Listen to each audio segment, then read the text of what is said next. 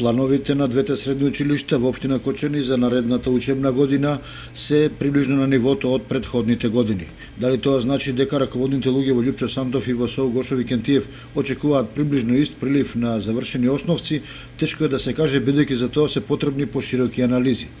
Но вкупните состојби во образованието одат на линија на задржување на континуитетот во паралелките, бројот на наставниот кадар како и на учениците. Таквата нивна политика најде на позитивен одговор од страна на советниците во Советот на општина Кочани на последната седница кои ги изгласаа плановите.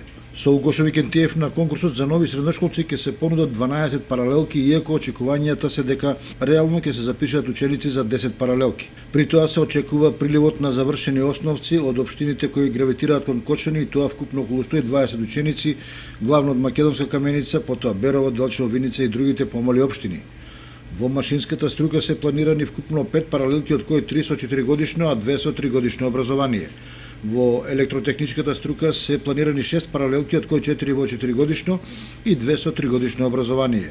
И во сообраќајната струка, техничари за транспорт и шпедиција, е планирана една паралелка.